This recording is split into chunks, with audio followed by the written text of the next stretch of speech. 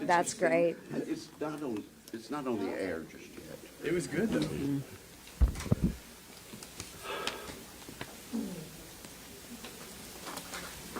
Okay, I know we're just a shade early, but we're going to go ahead and get started because we do have a number of speakers this morning, and obviously there's a lot going on. So just thank you all for coming today, and I want to thank all of my colleagues for joining me in this press conference. Right now, folks, as we're standing here safe in the Capitol building, Israel is fighting for their right to exist, and our fellow Americans' lives are quite literally on the line.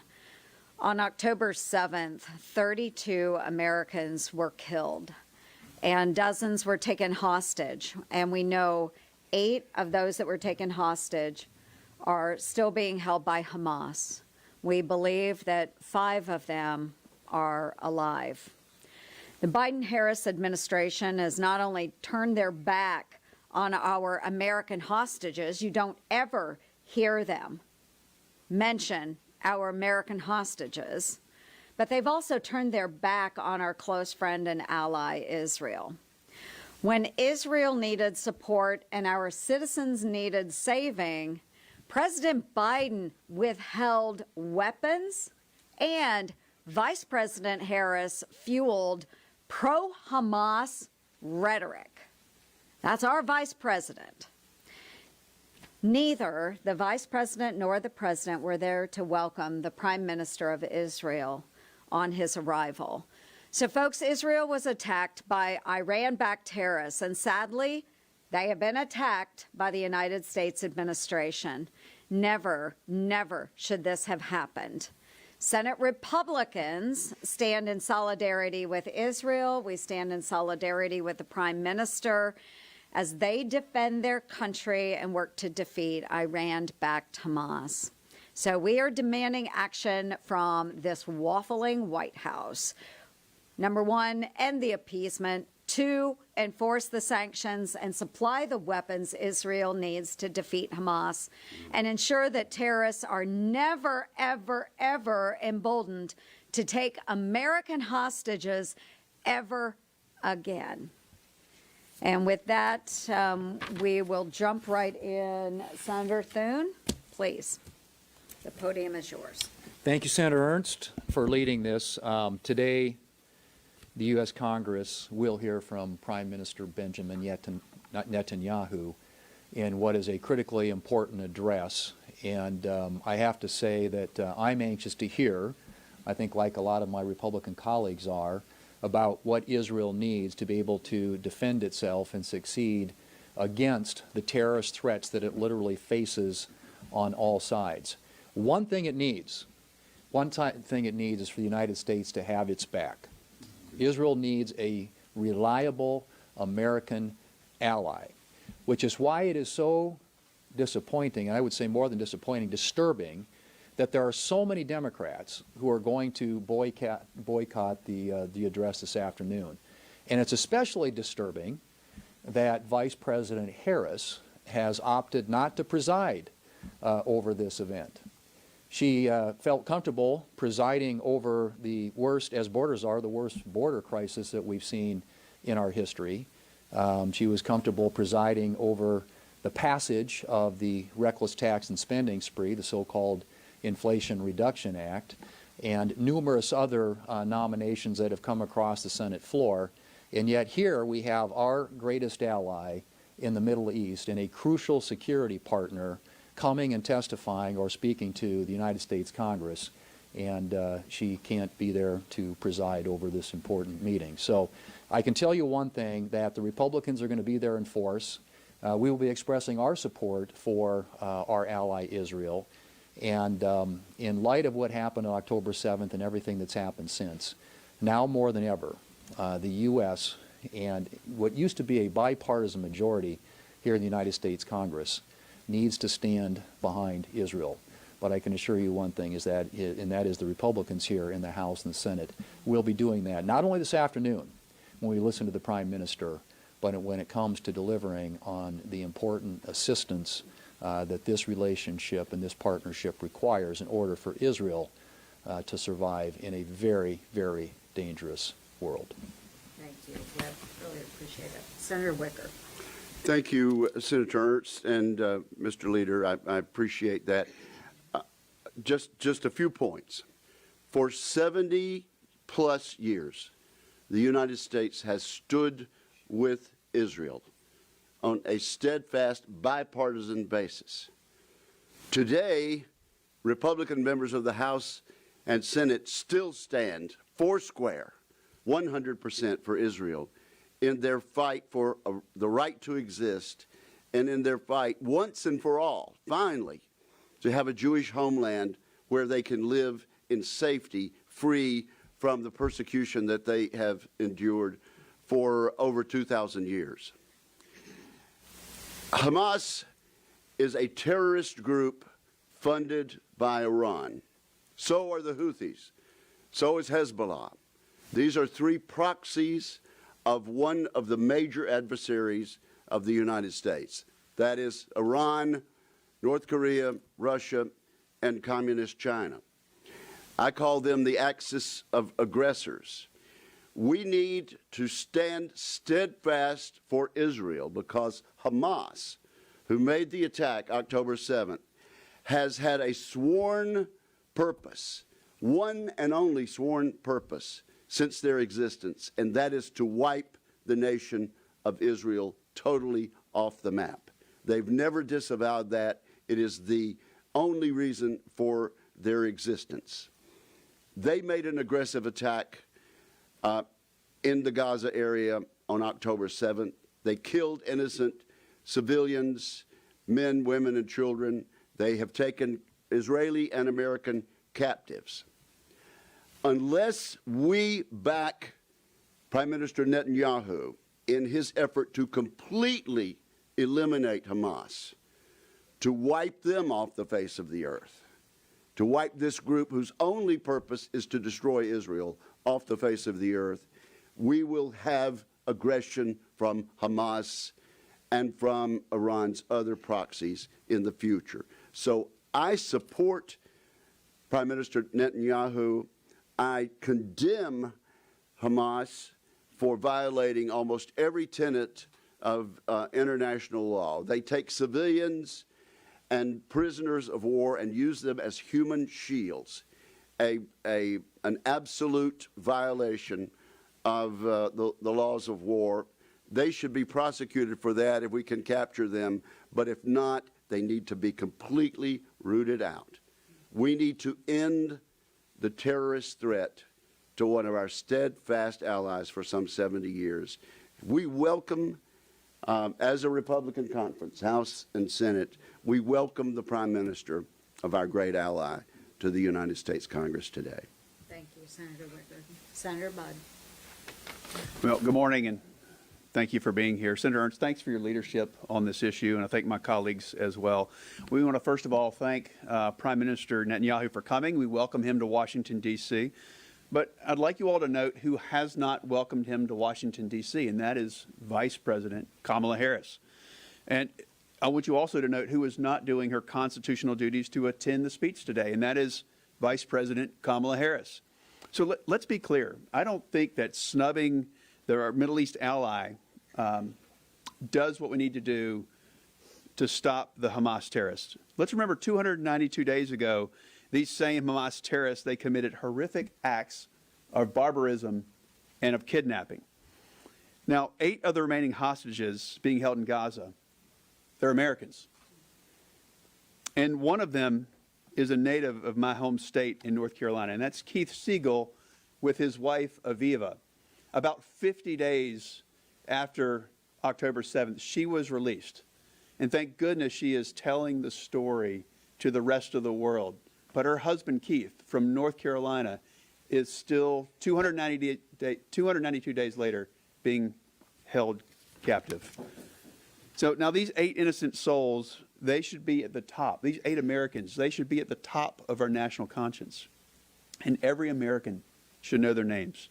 But instead we see people, even some Americans, sadly, blaming Israel, pressuring Israel, and one American not showing up for Israel today.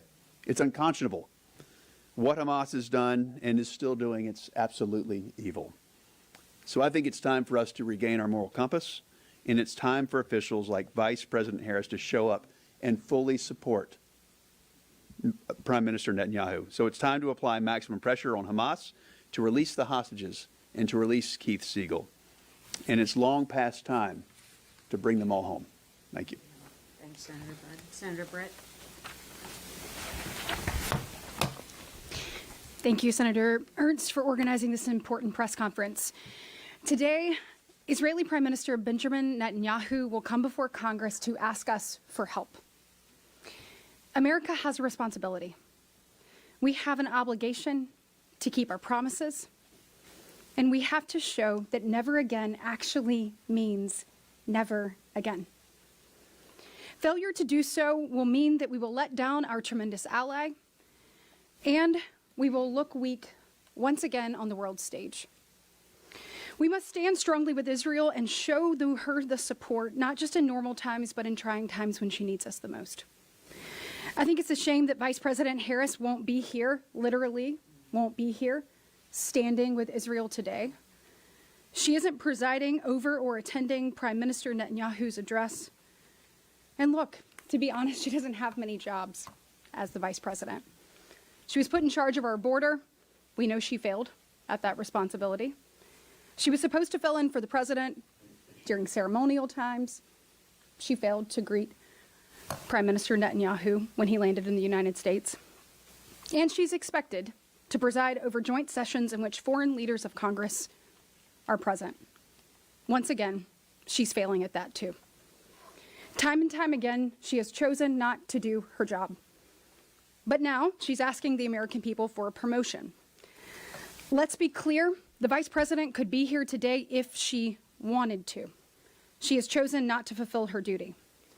Instead, she's at a conference. Look, I am all for her attending a conference.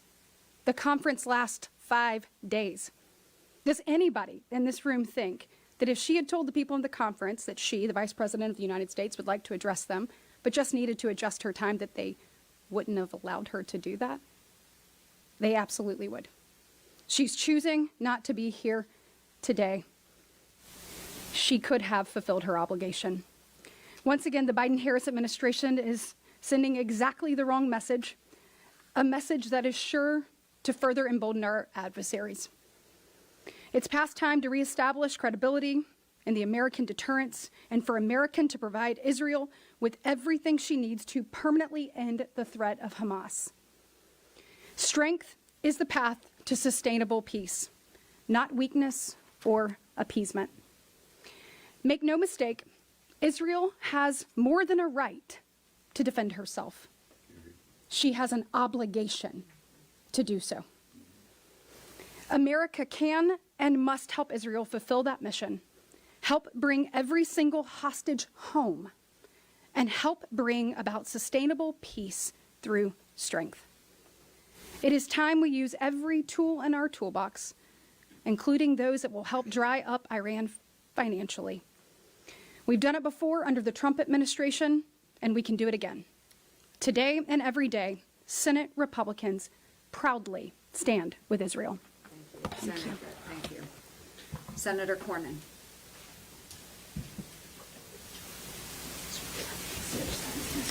Well, thank you, Senator Ernst, for arranging for this press conference. It could not be more important. On October the 7th of last year, Hamas terrorists, supported by the #1 state sponsor of terrorism in the world, Iran, Hamas attacked and killed more than 1,000 innocent Israelis. They also took 251 hostages, and over 100 hostages are still in the custody of Hamas under this network of tunnels that they built under Gaza. 8 of those are American citizens. 8 American citizens are still in the hands of this terrorist organization sponsored by Iran. And of course, we know that Israel, our #1 ally in the Middle East, the only democracy really, is under attack not only from the south, from Gaza through Hamas, but also Hezbollah in the north and the Houthis in Yemen. This is a fight for Israel's very existence. And it's in our national security interest to support our friend and ally in the Middle East against an aggressor nation like Iran, which, oh, by the way, in addition to being the #1 state sponsor of terrorism, is working toward developing a nuclear weapon, thanks to the policies of the Biden administration. That was virtually shut down under the previous administration through the extreme pressure campaign of the Trump presidency, but that's all been virtually reversed, and all the sanctions that have been put in place to dry up the money so that Iran could not continue to pay these terrorist organizations has been replenished and replaced, thanks to the policies of the Biden administration. But the Vice President of the United States has a responsibility to attend these speeches in the joint session in the House of Representatives. I have been here quite a while. I don't remember any occasion previously where the Vice President hasn't shown up, along with the Speaker. And this is a demonstration of respect, a demonstration of our alliance, a demonstration of our commitment to democracies in regions of the world which are among the most dangerous and volatile. And the Vice President of the United States doesn't have the common courtesy to even show up. It's disgraceful. She ought to be embarrassed. Unfortunately, it's not just Israel that's reading the tea leaves here. It's these aggressors who, when they sense weakness or lack of resolve or lack of commitment to our allies, it does nothing but encourage them to do more, because they think they can break our will, and they think they can break the will of our allies like Israel. It's absolutely disgraceful. And I hope, I guess time is running short, but I hope that the Vice President would reconsider. Senator Cassidy. Thank you, and I thank Benjamin Netanyahu for coming here to the United States. It's important for us to hear firsthand from the person who leads the nation that is on the line. I had the privilege, the responsibility, of going to Israel in the first congressional delegation after the attack. And the nation, which is kind of used to terrorism, was shocked by this. To put it in perspective, if you scaled up, our population is so much bigger than Israel's. They lost 1,300 people. That would have been the equivalent of 40,000 Americans dead in one attack, unprovoked, by someone who had been, if you will, making motions that they would be at peace. They had the same shock as we had after 9/11. And our message to Prime Minister Netanyahu is that you stood with us after 9/11, and we will stand with you after October the 7th. Now, Hamas targets civilians, children, infants. They are the ones who are the killers. In contrast, Israel wants to protect their people, and that's the difference. I cannot stress enough, there is no moral equivalency between Israel and Hamas. Hamas is the aggressor, they are the terrorists, they are those who even now embed their leadership within a civilian population, knowing that Israel, if they wish to take out that Hamas leadership, will be forced to have, that there might indeed be civilian deaths. But that is Hamas bringing upon those civilians. Now, that's not the only thing we're battling.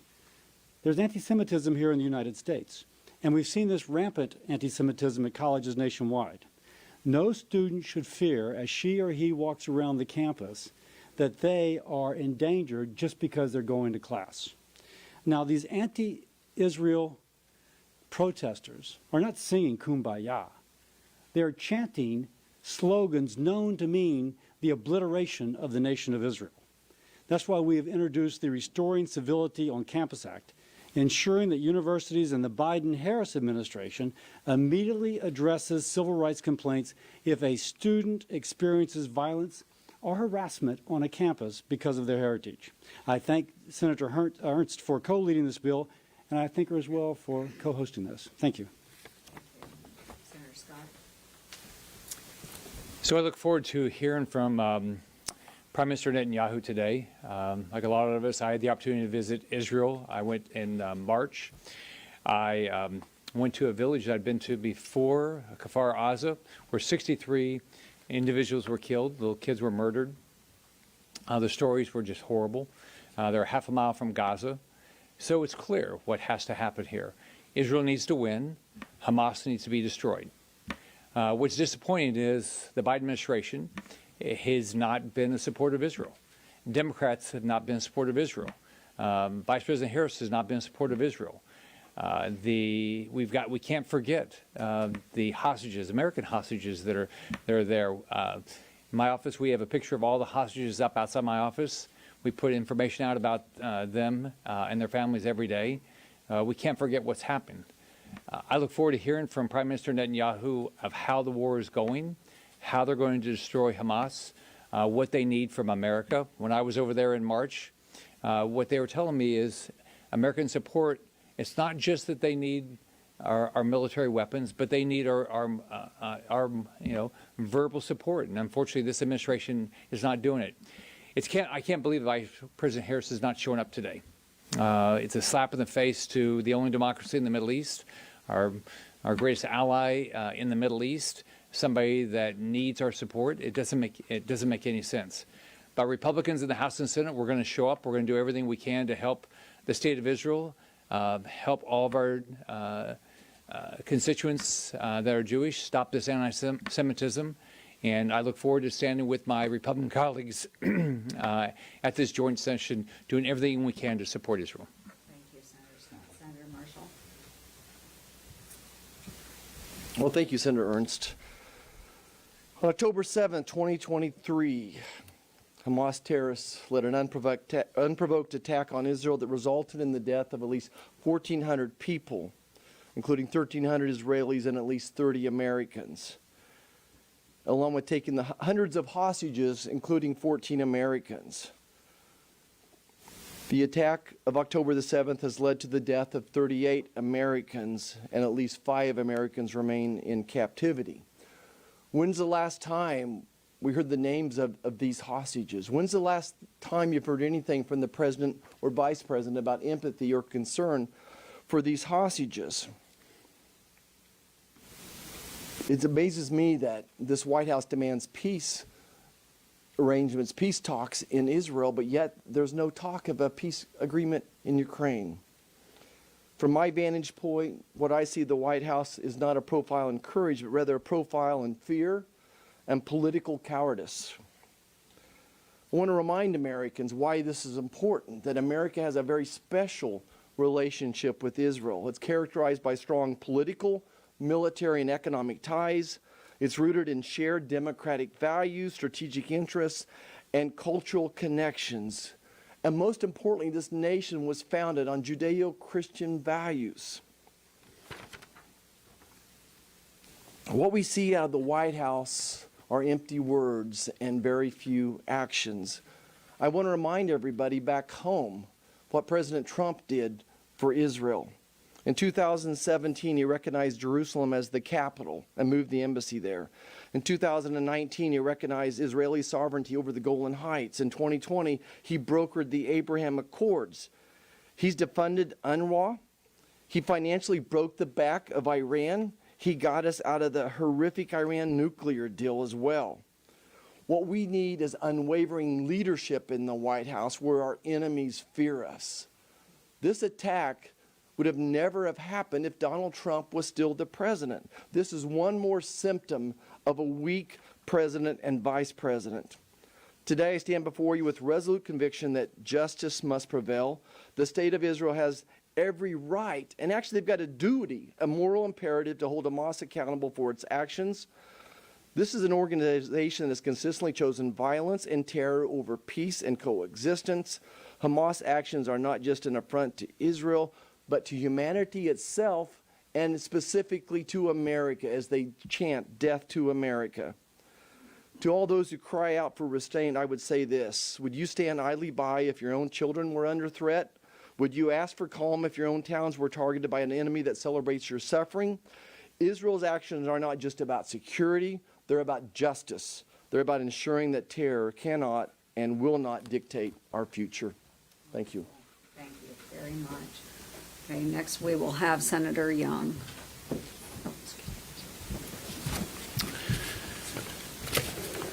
Good afternoon. On October 7th, 2023, Hamas murdered over 1,000 Israeli citizens. This was the single greatest loss of Jewish life since the Holocaust. And make no mistake, the Holocaust was the very inspiration for this attack. In the immediate aftermath of these unspeakable acts, these evil acts, the American people, Congress, the White House, Republicans and Democrats, here on the Hill and throughout the country, came together in solidarity and sympathy and in their expressions of support for the Israeli state and the Israeli people. And in the 9 months since, the state of Israel did exactly what you would expect any self-respecting state to do. They've waged war. They've fiercely waged war. They've asserted their rights. They've been protecting their people. And they've done what is necessary to try and prevent these sorts of evil acts from occurring again. In the course of these efforts, these justified and understandable responses, they've been under fire from Iran, other proxies, and also from anti-Semites from around the world, including a handful in this country. So on the occasion of Prime Minister Netanyahu's visit, it's really important, I think, for all of us, Republicans and Democrats, elected officials, and rank-and-file Americans, to reaffirm our support for the state of Israel, their leaders, and their people. We stood with our ally on October 7th, and we stand with her still today. The vast majority of Americans do. I can't speak for the Biden-Harris administration. I will say in the aftermath, the immediate aftermath of October 7th, many Republicans rightly praised the administration's response. They seem to offer steadfast support for our ally. In the months since, however, we've seen that support wane. To use Margaret Thatcher's memorable phrase, we've perhaps seen things go a bit wobbly. This administration has withheld congressionally approved aid from the IDF. They've extended Hamas lifelines under the guise of peace plans. They've undermined Prime Minister Netanyahu and prioritized placating the radicals in its political base. We've seen President Biden be too slow again and say too little in the condemnation of anti-Israel and anti-Semitic mobs on our college campuses, while Vice President Harris, who I gather hasn't prioritized a visit from the Prime Minister of Israel in the middle of an existential war, Vice President Harris has spoken approvingly of these very mobs, of these elements. Former Israeli Prime Minister Golda Meir once told President Ford during a meeting in the Oval Office, "I will fight not to have Israel sacrificed to the good of mankind, because it would not be for the good of mankind." Half a century later, that fight goes on. The Jewish state remains, and it will remain. And mankind will be better because of it, and the United States of America must continue to have solidarity with the people in the state of Israel in that process. Israel can always count on me and the folks up here for America's friendship and support. Thank you, Senator Young. Senator Mullen. You know, there's been a lot of talk about everything up here so far, and what's left to really visit about. The question is, why are we here?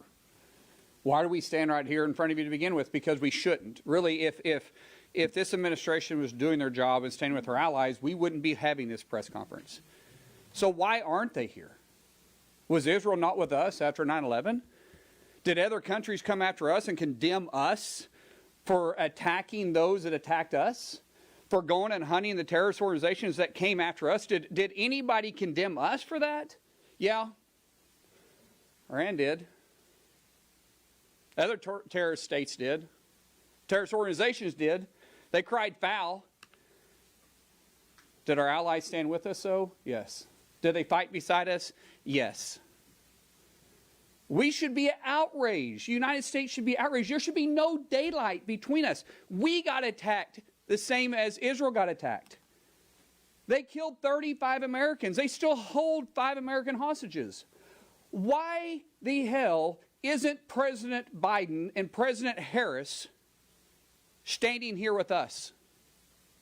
Why wouldn't they give the Prime Minister all the support they have? Because if you're not standing with the Prime Minister, there isn't a choice to be neutral here. We don't have that choice. If we are not standing with the Prime Minister, that means we are condemning their actions and emboldening Hamas, a terrorist organization. These people that are out here protesting, they've got it wrong. This fight isn't against the Palestinian people. Israel's not attacking the West Bank. It's attacking Gaza because Gaza was ran by Hamas, and the people that chose to live chose. They weren't put in Gaza. They chose to live in Hamas. They chose to live underneath the rule of Hamas, a terrorist organization. They chose to ignore what was going on literally underneath their feet. They made that decision. They chose to raise their families in there. Bad things happen in war. For those that have had the disprivilege of seeing it, hearing it, and unfortunately tasting it, we know bad things happen in war. Israel didn't choose this fight. Hamas chose this for them. They're choosing to defend it and eliminate the threat, the same as the United States did. There's no excuse for this administration behaving the way they are, other than what? There's an extreme base of the Democrat Party that they're wanting their votes. They want to appease them. Somebody else answer the question, because I can't. I can't make sense of it. Why we wouldn't be standing with Israel, because we always said we stood with Israel. Why aren't we still standing with Israel? Guys, I'm dumbfounded as much as anybody and aggravated as more than most. Israel has a right to defend themselves, and I can assure you where the Republican Party is. We're standing right beside them and willing to fight with them. Thank you, Senator Mullen. Senator Hyde-Smith. I just want to say how much I appreciate my colleagues that you've heard from, that we're unified on this, because this is the right thing to do. I look forward to welcoming the Prime Minister this afternoon. And let's be very clear, the U.S.-Israeli partnership is critical to U.S. security. How simple can this be?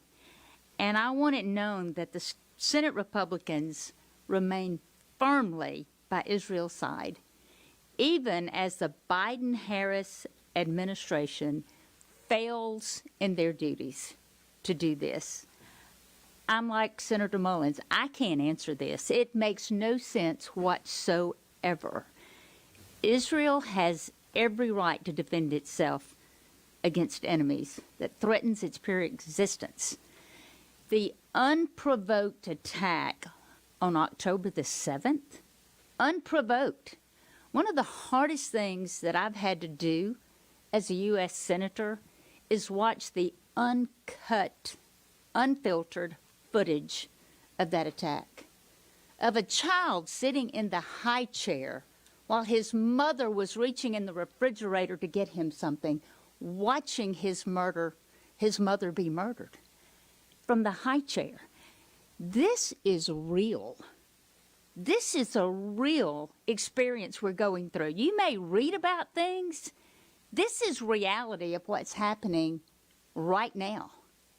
How we cannot stand with Israel is beyond any comprehension that I could have. I have met with a lot of these families. They've come over. We've had these discussions. It's things you will never forget in your lifetime. And not only is the administration failing these American citizens right here that you see on this poster, it's failing to protect the American citizens domestically as well. As we're here today, hearing the protesters outside of our door. I feel so sorry for these Jewish students who are afraid to walk across campus, who are afraid to go to class. That is a sad day in this country when we are having this, and they are truly experiencing this. And it's our job to protect these students. I mean, we know what turning our back on Israel is doing. It is totally emboldening our adversaries, something that this administration excels at. By Vice President Harris not being here tells me all I need to know about her, and it should tell the American people all that they need to know about her as well. Political games with the lives and the well-being of Israelis and Americans is just a failure, but it's reflected in the state and of the world around us. It is just hard to comprehend that you've got these people standing here behind me, unified as the Republicans, and the other side of the aisle. Really? You cannot defend Israel? Really? That is just beyond belief. Mississippians didn't send me here to turn my back on Israel. And I will continue to work with these great, strong colleagues that I have behind me as our ally in the Middle East, at home and abroad. And I would look forward to the day our president does the same thing that we're doing. Thank you, Senator Hoban. Thanks, sir. Yeah, the message from all of us is very clear. We need to support Israel. It's that simple. It's that straightforward. We need to support Israel. And that means as they work to defeat Hamas, and Hamas must be defeated, we shouldn't be telling them how to prosecute the war. They know how to prosecute the war. They're in the middle of it. They know how to deal with it. We need to support them, not second-guess them, and that's what the Biden-Harris administration is doing, and that's wrong. And that undermines their effort to do what they must do. And what they must do is defeat Hamas. That means completely destroying Hamas's military capability so that we don't have a repeat of what happened on October 7th. It's that simple. This isn't rocket science. Hamas must be defeated. So instead of this administration, the Biden-Harris administration, sitting back, second-guessing, and undermining that effort, they need to fully support Israel and defeat Hamas. And the other big point that we've got to recognize is that Iran is behind all of this. Hamas, Hezbollah, Houthis, they are proxies for Iran. What are we doing, going soft in terms of sanctions and other steps against Iran? We're not going to stop this terrorism that Iran supports around the globe unless we deal with Iran. So look, today we've got Prime Minister Netanyahu here. We all very much appreciate that. And we want to show the very strongest support for him and for Israel in this fight, this global fight on terror. And Israel's the tip of the spear. They're not just protecting themselves, they're protecting us. They're one of our closest allies. Support them. And let's get real. Let's get clear-eyed about Iran and their proxies, Hamas and Hezbollah and Houthis and other terrorist organizations around the world that they support.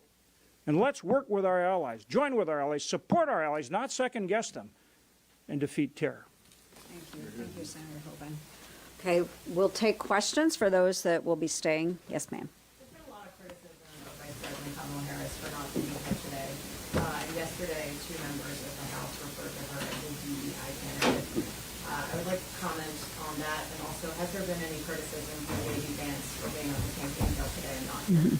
Well, I'm not going to speak to what the House is saying, but I can state that not having the Vice President presiding over a joint session of Congress with our closest ally in the Middle East present, that's a disgrace. That is a disgrace. She is abdicating her duties now as Vice President. What is she going to do?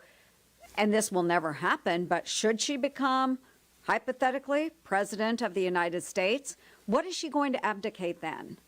So I can state, I think all of us feel the same way here, is that she should be here. Whether she likes the Prime Minister of Israel or not, whether she respects him or not, she should be here. It is a disgrace. And just as Senator Hyde-Smith said, it tells you everything you need to know about her by her abdicating her duties today. With J.D. Vance, he is on the campaign trail. I understand that. He's not the sitting Vice President of the United States. And we have had many media outlets that have said J.D. Vance has shown a strong, strong level of commitment and support to the state of Israel. So his commitment to Israel is not questioned. But Vice President Harris and her pro-Hamas rhetoric tells us everything we need to know. And the fact that she has turned her back on her duties as Vice President of the United States, turned her back on Congress, and an invitation to our closest friend and ally of the Middle East. Joni, can I? Keep in Yes. mind, too, that J.D. and Trump, J.D. Vance and President Trump is meeting with the Prime Minister in Mar-a-Lago, too. Yeah, I just want to emphasize that Vice President Harris has an obligation to be here. It's her duty to be here. The real challenge about her candidacy is that, number one, she's been lying to Americans for 3 years about the president's mental health status, that he's not been all there cognitively. And then she is the border czar, over 11 million people crossing the border illegally. And she's complicit in Joe Biden's policies that have given us $6 a gallon gasoline, $4 a gallon milk, that she is a California progressive with a more liberal voting record than Bernie Sanders. That's the problem with her candidacy, and that's why America is going to reject her. And I go back again, let's compare and contrast what Donald Trump did for Israel versus what this administration has done for Israel. It is certainly day and night. Thank you. Yes, ma'am. Thank you so much. I was just wondering what all of you are hoping to hear from the Prime Minister specifically. Where are you hoping to hear for some sort of vision for how he would like to achieve peace in the region? If there's anything that you're looking for out of this? No, I think that is an exceptional question. And I think each one of us will have different feelings on what we wish to hear today. Senator Joni Ernst would love to hear how we are going to achieve peace in the Middle East with our partner Israel. The Abraham Accords was a significant step forward under the Trump administration for stabilizing the Middle East and allowing partners to come together to push against Iran. How do we continue to build upon that, find a way to peace? That's one thing Israel needs to do, is find a way to peace. But that means the destruction of Hamas as well. We need to acknowledge that. And then what I personally hope to hear as well is how we bring our American hostages home. So this, let's see, Sagi, right here, he is the grandson of Holocaust survivors. Grandson of Holocaust survivors. And he has been taken by Hamas. Let's see, well, we also, Omar's parents speak at the Republican National Convention. We heard a number of Republicans read the names of each one of our hostages. We have welcomed those families into our offices. they are in agony not knowing if their loved ones are coming home. So I do hope we find a way to stability in the Middle East. We hear that from the Prime Minister on what his plans are. But I, in particular, also want to hear what the plan is to bring our American hostages home. And I welcome any other thoughts. Prime Minister Netanyahu is a strong and experienced leader. And I think it's very important we hear from him as to exactly what's going on and where they are in terms of truly defeating Hamas and what else needs to happen for them to get that job done and how we can stand 100% behind them and help them do it. I think that's very strong, very important so that we understand it directly from him. And then all of the things that Senator Ernst said as well. But he's the one there that knows exactly what's going on, and we need to know exactly what's going on and how we can stand strong and help Israel get this job done and bring those hostages home, all these things. But he's the one that can tell us the straight story. And it's not just all of us that need to hear it, Americans need to hear it. One of the things he'll be talking about is reminding us, and I think the world, particularly Americans, need to be reminded of what a great ally they are for us in the Middle East. The strongest, the only democracy in the Middle East, great innovators and a great ally. The second thing I think they're going to be talking about, the fact that part of his calculus is let's get all of the hostages returned, particularly the 8 Americans, whether they're alive or whether it is respectfully returning their remains. The other is talking about what has happened so far in the war, and that from talking to him in person, it has been a very cautious war, minimizing civilian casualties. And the mainstream media will pick up what Al Jazeera will say. They'll give the wrong numbers, completely biased against the state of Israel. So I think he'll correct the record and say how cautious he has been to minimize any civilian casualties, because that's certainly something that he wants to avoid and something that he deeply, deeply cares about. And I think the other thing is the path forward. What does it look like once he has gotten to a certain point in Gaza and there is security? What does it look like? How does he partner with others in the Middle East region for peace, for the enduring path forward? Thank you. Yep, Roger. I think it's really important that Prime Minister Netanyahu explained to Americans why this is important. Why is this relationship between America and the United States so important and so special? And I think beyond that, more specifically, I just want to reemphasize that this is important from a national security standpoint. It's important from a military cooperation standpoint, that we provide substantial military aid to Israel, ensuring us qualitative military edge in the Middle East, that we conduct joint military exercises, intelligence sharing, defense technology collaboration that strengthen both nations' security, that we work together on missile defense systems that will someday be very important to defending this country as well. We have many strategic interests in the Middle East as well, many economic interests as well. We're Israel's largest trade partner. We have strong bilateral trade investment flows. And our cooperation extends to high-tech industries, innovation, and research. So I want him to make that case, why this relationship is important, why it's been so fruitful, and then lastly, why it's important to Americans, to Kansans, to Iowans. Why is it important that we eliminate Hamas? Because they are a threat to Americans. They are the ones that are shouting death to America. Thank you, Roger. Alexander International.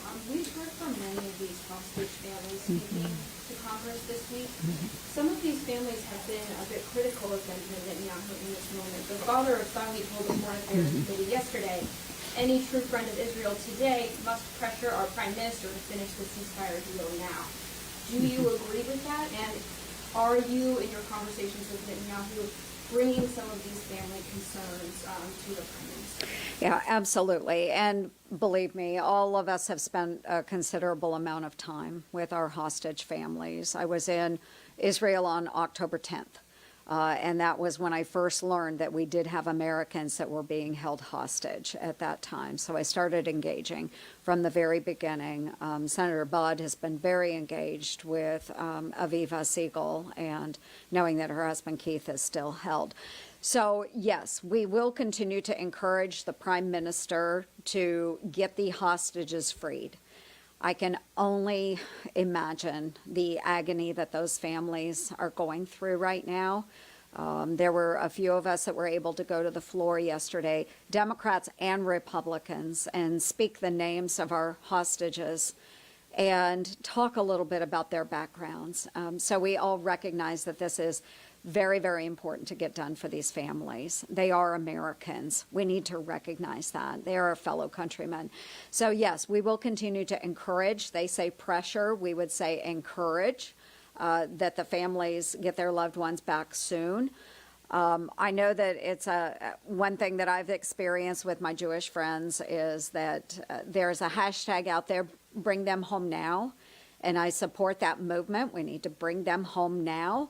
But I would also remind everyone, and this came from a Jewish friend of mine, said, think about the Bible, our Bible, and think about Pharaoh, and the cry to the Pharaoh, let my people go, okay? He said, apply that to Hamas. Hamas, let our people go. So it's not the prime minister that is holding hostage these Americans. It is Hamas that's holding them hostage. So I know there's a level of frustration with the war in general coming from the families. But we need to remember our anger needs to be directed at Hamas, who murdered and raped innocent civilians. They are the ones that drug the bodies, because we now know that some of these hostages were killed at their kibbutz, at the music festival. Their bodies were drug into Gaza, already deceased. They need to come home. We know that. But it's Hamas that is holding them. One more question. One more. Yes, right back. Thank you. There's a video circulating online from the D.C., Maryland, Virginia Palestinian youth movement. They claim that they put maggots and mealworms on banquet tables at the Watergate Hotel where Netanyahu and the delegation are staying, and leave crickets into the hotel. Any reaction to that? Some of the rhetoric was very. Well, I think that the hotel should be very upset about that, and that's not a good discourse. So I think what they're doing is sullying their name. Those that want to protest need to do so in a manner where they're working towards a goal. And that, to me, is not constructive in working towards whatever their goal happens to be today. I mean, if it's to, play childish antics, then they've succeeded. But we need to have good political discourse here, and that's not helpful towards good political discourse. And to treat a friend and ally in that manner to the United States is not helpful. So that would be my response as a mom. I'd be swatting my daughter on the rear end if she had done something like that. We're here to express strong support for Israel. We're here also to express strong support for Prime Minister Netanyahu. I want to be very clear. Mm-hmm. Thank you. Thank you, everyone.